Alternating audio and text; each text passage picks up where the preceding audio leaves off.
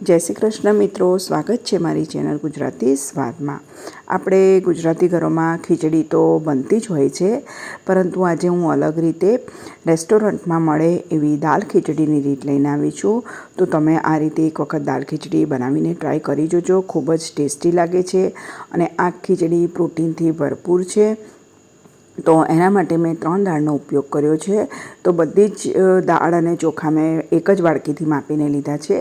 તો એક નાની વાડકી તુવેરની દાળ, એક નાની વાડકી મગની દાળ અને એક નાની વાડકી મેં મસૂરની દાળ લીધી છે અને 2 વાડકી મેં ચોખા લીધા છે। આ જે ખીચડીના ચોખા આવે એ લીધા છે, તમે કોઈ પણ ચોખા લઈ શકો છો। આ ચોખા પચવામાં હલકા હોય છે એટલે મેં આ ચોખા લીધા છે। હવે 3 દાળ અને ચોખા બધું જ સરસ રીતે આપણે ધોઈ અને અડધો 1 કલાક માટે પલાળી રાખીશું। અત્યારે મેં મસૂરની દાળ લીધી છે, તમે આમાં ચણાની દાળ પણ લઈ શકો, મગની ફોતરાવાળી દાળ પણ લઈ શકો છો। તો હવે દાળ અને ચોખાને 3 થી 4 વખત પાણીથી ધોઈ લેવાના છે। આ દાળ ખીચડીમાં ચોખા કરતાં દાળનું પ્રમાણ મેં વધારે લીધું છે એટલે પ્રોટીનથી ભરપૂર છે। તો દાળ અને ચોખા મેં પલાળી અને અડધો કલાક માટે રહેવા દીધા હતા। હવે પ્રેશર કુકરમાં લઈ લઈશું અને આપણે આ ખીચડી થોડી ઢીલી હોય છે એટલે જેટલા દાળ ચોખા થયા એનાથી 3 ગણું મેં પાણી પ્રેશર કુકરમાં લઈ લીધું છે। હવે સ્વાદ પ્રમાણે મીઠું અને હળદર ઉમેરી દીધા છે અને બધું સરસ રીતે મિક્સ કરી અને 3 વિસલ લગાવી દઈશું। આપણે જે દાળ અને ચોખા પલાળ્યા છે એટલે એને ચડતા બહુ વાર નહીં લાગે, 3 વિસલમાં દાળ અને ચોખા સરસ પલળી જશે। તો ત્યાં સુધી આપણે એક તડકાની તૈયારી કરીએ। તો એક ડુંગળી મેં બારીક કાપી લીધી છે, એક નાનો ટુકડો આદુનો મેં આ રીતે ક્રશ કરી દીધો છે, 7 થી 8 કળી મેં લસણની લીધી છે, એ પણ ક્રશ કરી દીધી છે, એક લીલું મરચું બારીક કાપી લીધું છે અને એક ટામેટું પણ બારીક કાપી લીધું છે।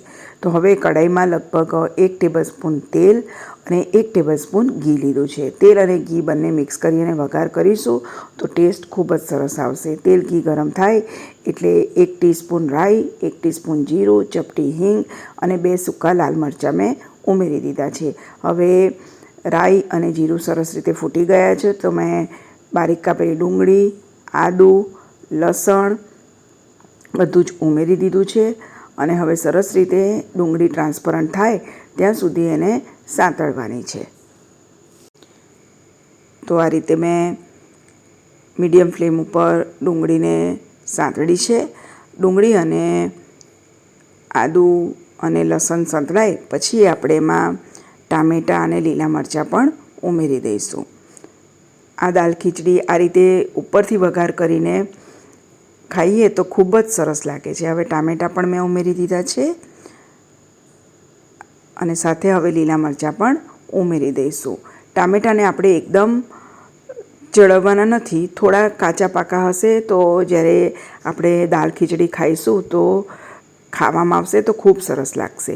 હવે 2-1 મિનિટ મેં બધું સાંતળ્યું, ત્યાર પછી હવે મસાલા કરી દઈશું। તો 5 ટીસ્પૂન જેટલી હળદર, 1 ટેબલસ્પૂન લાલ મરચું પાવડર, 1 ટેબલસ્પૂન ધાણા જીરું પાવડર અને અડધી ટીસ્પૂન જેટલો મેં ગરમ મસાલાનો પાવડર ઉમેરી દીધો છે।